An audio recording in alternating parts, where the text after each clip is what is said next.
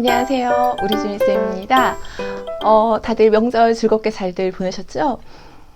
제가 오늘 이 카메라 앞에 또 선 이유가 아침에 댓글이 달린 걸 봤어요. 어떤 선생님께서 어린이집 교사가 된 것을 후회한 적이 있는지 물어보시더라고요.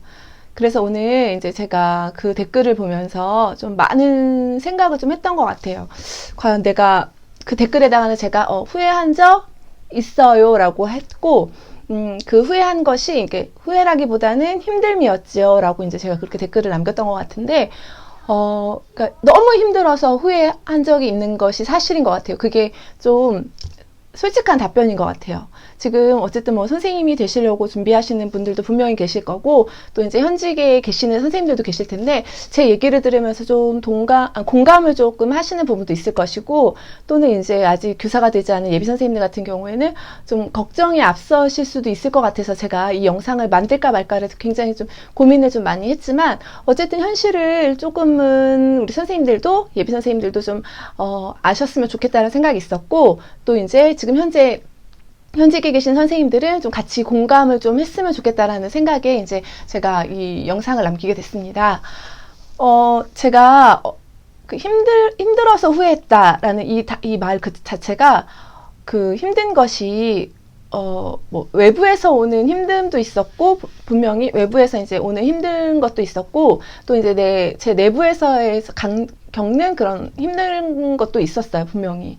근데 제가 어느 때 제가 가장 후회를 했을까라는 생각을 한번 오늘 해봤어요. 언제 내가 보육교사가 된 것을 후회했었는지, 아니면 언제 가장 힘들었었는지 생각해봤는데, 한 4, 5년 전이죠. CCTV가 이제 전면, 이제 어린이집에 이제 의무화가 된 것이, CCTV가 의무화된 것이 한 4, 5년 정도 된 것 같아요. 제 기억에는. 그때 처음에 이제 교실에 CCTV가 달리는데, 정말 너무 속상하더라고요. 이제 감시를 당한다는 느낌?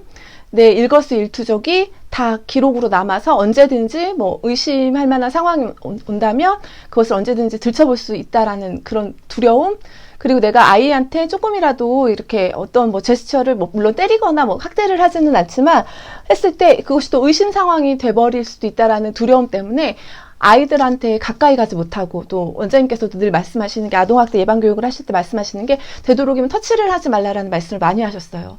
근데 아이들이 같이 생활하다 보면 너무 예뻐서 머리도 쓰담쓰담 할 수도 있고, 어깨도 이렇게 토닥토닥 해줄 수도 있는 상황이 분명히 있는데, 그것이 CCTV로 볼 때는 정말 마치 아이의 머리를 때리는 것처럼 보이기도 하고, 등을 때리는 것처럼 보이기도 하더라고요.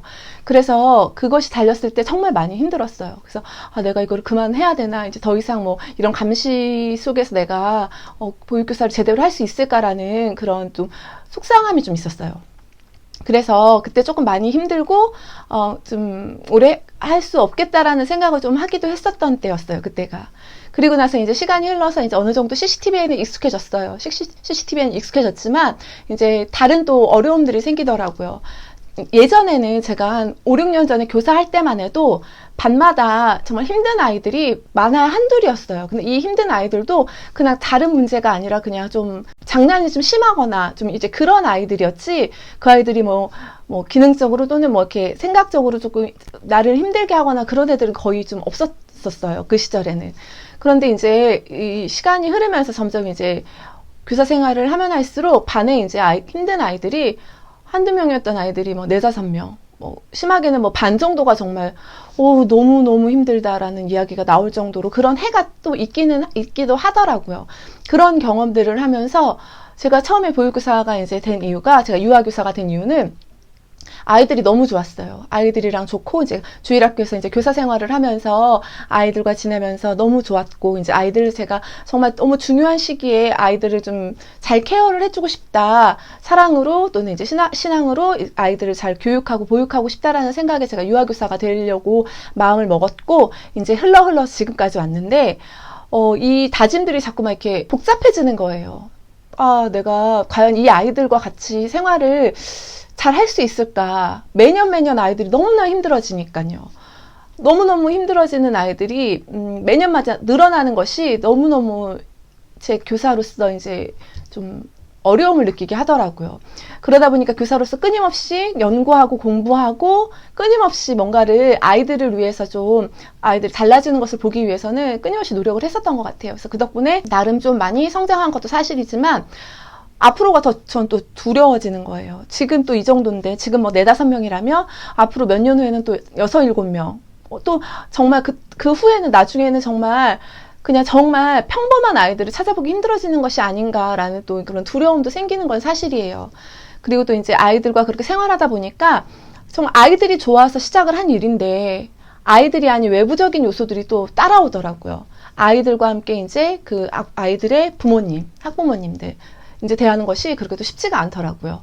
이제 아이들과 이제 어떻게 잘 지내더라도 이 아이들과 잘 지내기 위해서는 어떤 것이 필요하냐면 학부모님들과의 긴밀한 그런 협조가 또 필요하고 긴밀한 이제 도와줘야 하는 상황들이 많이 있어요.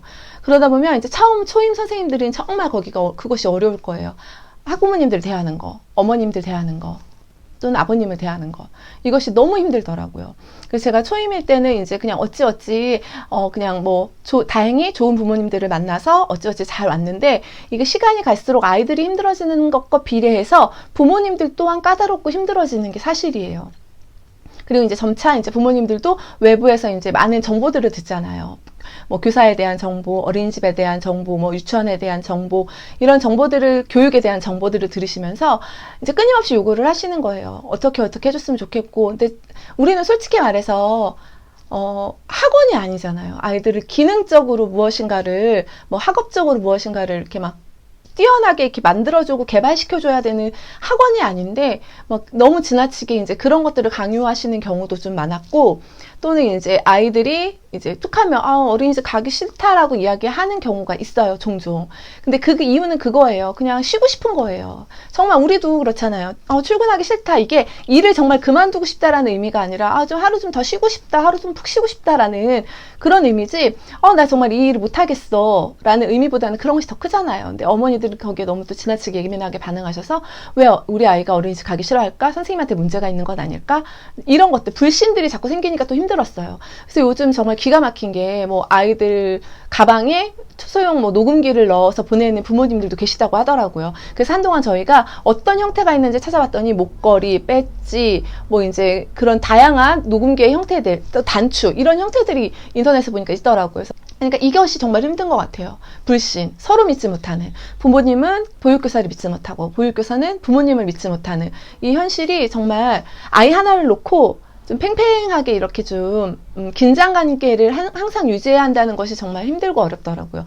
정말 아이들만 그냥 보면 할 수 있을 것 같은데, 그냥 아이들이 아무리 힘들게 해도 내가 좋아서 하는 일이니까 그래, 이 아이가 내가 좀 더 품어주고 내가 조금 더 사랑으로 대해주면 조금 더 좋아질 것을 기대하면서 갈 수는 있는데, 거기에 엮여서 이제 부모님들까지 이렇게 이중적으로 막 이렇게 쌓이다 보니까 정말 힘들더라고요. 그래서 저 같은 경우에는 이제 조금 이제 경력이 조금 더 됐기 때문에 이제 그런 것들을 이제 조금 더 쉽게 풀어나갈 수 있지만, 우리 초임 선생님들이나 그런 좀 이렇게 얼마 경력이 되지 않은 선생님들은 그런 부분이 정말 많이 힘들다라는 것을 좀 느끼실 거예요. 현장에 와 보면. 그래서 이제 그런 것도 너무나 힘들고, 또 이제 또 힘들게 하는 것이 뭐냐면 과중한 업무가 너무 힘들더라고요. 매번 바뀌는 정책들, 뭐 이번에 누리과정도 또 바뀌어서 또 개정된 이제 표준보육과정을 사용해서 그것들이 바뀌는 것들, 그리고 이제 조금만 익숙해질만 하면 뭔가 다시 또 새로운 제도가 들어오고, 그리고 또 없었던 서류들이 생기고 하면서 제가 지난번에 올려드렸던 보육교사의 업무에 대해서 이렇게 쫙 나열했던 것처럼 정말 많은 일들이, 너무나 많은 일들, 쓸데없이 많은 일들, 그러니까 그냥 종이 쪼가리에 불과한 것들로 인해서 아이들과의 시간을 더 많이 주지 못하는 것들이 또한 속상하더라고요. 그러니까 이제 뭐 정책을 만드시는 분들은 그분들은 앉아서 이제 어쨌든 탁상 공론을 하시면서 이렇게 하면 뭐 보육교사들의 처우가 좋아질 것이고 보육의 질이 높아질 거라 하시지만, 현실적으로 우리가 느끼는 거는 전혀 좋아지는 것이 없거든요. 전혀. 오히려 더 서류로 인해서 더 힘들고 어려워지는 게 사실이에요. 그래서 조금 서류가 간소화됐으면 좋겠다라는 간절한 바람이 늘 있는데 점점 늘어나요. 그런 것들이 정말 또 힘들더라고요. 그리고 또 이제 주변에 이제 다른 아는 선생님들 이야기를 들어보거나 이제 그런 후배들의 이야기를 들어보면 좀 그런 신경전들이 있다고 하더라고요. 그래서 그런 것들이 보이지 않는 신경전으로 인해서 좀 소모가 되는 것들이 좀 많다라는 이야기를 해요. 그러니까 이런 것들이 조금 보육교사로서 좀 하기 싫은 마음을 좀 갖게 한다거나 이제 그런 것들이 더 이제 중첩이 되는 것 같아요. 그래서 어떤 일이든 힘들고 그 어려운 건 사실이에요. 모든 일이. 그러니까 흔히 이렇게 얘기하죠. 아유, 남의 돈 벌기가 쉬워라고 이야기를 하는데 정말 남의 돈 벌기 어렵습니다. 더군다나 나라에서 주는 돈 받는 건 더 어렵습니다. 우리가 나라에서 이제 많은 수당들을 이제 또 받아서 이제 그래서 나라로부터 돈을 받는 것 자체도 쉽지 않은 거고 남의 돈을 받는 자체도 쉽지 않은 거라서 버텨야지 견뎌야지 하면서 견디는 거지. 정말 아이들만 보고는 할 수 없는 일이에요. 예전에는 아이들만 보고도 참고 할 수 있었던 일들이 지금은 참 슬프게도 아이들만 보고서는 할 수 없는 일이 되어버렸어요. 아이들에게 따라오는 부모님들, 또 그거에 따른 또 보육 업무들, 그거에 따른 동료 교사들의 문제, 이런 모든 것들이 정말 멘탈이 강하지 않으면 버틸 수 없는 일들이 또 많아요. 그리고 이제 초임 선생님들은 아직 이제 아이들과 같이 생활했던 것들이 많지 않기 때문에 그 한동안 처음에 그 초임으로서 이제 임용이 되면 한동안 되게 많이 아플 거예요. 저희가 이제 그런 것에 많이 노출이 많이 되어 있지 않다가 이제 아이들이 수시로 이제 감기가 걸리는 아이들이 막 많아지면 그 아이들로부터 이제 옮아서 교사들이 계속 아프더라고요. 처음에는. 근데 조금 이제 면역력이 생기면 그다음부터는 이제 아프지 않게 되기는 하는데 한동안은 좀 몸도 많이 힘들고 마음도 많이 힘들고 할 거예요. 그래도 어쨌든 아이들 보면서 내가 좋아서 시작한 일이니까 쉽게 포기하지는 마시고 할 수 있는 데까지는 좀 최선을 다해서 여러분들이 하셨으면 좋겠어요. 그래서 어느 정도 이제 3년차 이상이 지나면 이제 조금 더 수월해진다라는 느낌이 들기는 할 거예요. 그래서 이제 그런 것들 우리 선생님들 제가 이제 오늘 참 많은 생각을 하게 해주셔서 감사드려요. 그 댓글 통해서 예전도 생각해봤고 내가 왜 보육교사가 되려고 했었던지, 내가 왜 힘들었었는지, 어떤 것이 나에게 가장 어려움이었었는지를 좀 돌아볼 수 있게 해주셨던 그런 댓글이었습니다. 여러분들 어쨌든 이 글 보면서 좀 마음에 좀 두려움이 생길 수도 있지만 그래도 예방접종 했다 생각하세요. 알고 당하면 조금 덜 힘든 것들이 있잖아요. 모르고 당하면 그건 정말 너무 힘들지만 한 번 정도는 그것에 대해서 알고 시작하는 선생님들은 그래도 예방접종을 한번 했으니까 조금 더 수월하실 수 있을 거예요. 그래서 그런 마음으로 또 남기기도 한 거니까 여러분들 편하게 그냥 영상 보시고 오늘은 그냥 우리 주임쌤이 그냥 좀 신세 한탄을 좀 했구나 라고 해주시고, 또 기존 선생님들은 그래 맞아 그랬지, 그런 일이 있었지 라고 한 번쯤은 좀 예전을 좀 생각해 보시고 돌아보시는 그런 시간이 됐으면 좋겠습니다. 자, 그럼 오늘은 또 이렇게 제가 영상을 만들었고요. 다음 시간에는 또 이제 다른 댓글에 또 대한 또 영상을 다뤄드릴 거예요. 그래서 제가 방금 영상 키기 전에 댓글이 하나 딱 올렸는데 똥손인데도 교육교사를 할 수 있나요? 라는 댓글이었어요. 너무 귀여운 댓글이었는데 그것에 대해서 제가 똥손이어도 할 수 있는지에 대해서 설명을 드릴 거고요. 다음 시간에. 그리고 보육교사가 할 수 있으면 좋은 업무, 그러니까 업무를 하기에 꼭 필요한 그런 기술들이 무엇이 있는지에 대해서 조금 간단하게 다음 시간에 또 나눠드리고, 또 앞으로 계속 또 해서 7세의 특징에 대해서도 시간이 되는 대로 이렇게 수차적으로 남겨드리도록 하겠습니다. 자, 그러면 행복한 주말 보내시고요. 다음 시간에 또 만나뵙도록 하겠습니다. 좋아요와 구독 눌러주세요. 자, 이상 우리 주임쌤이었습니다. 감사합니다.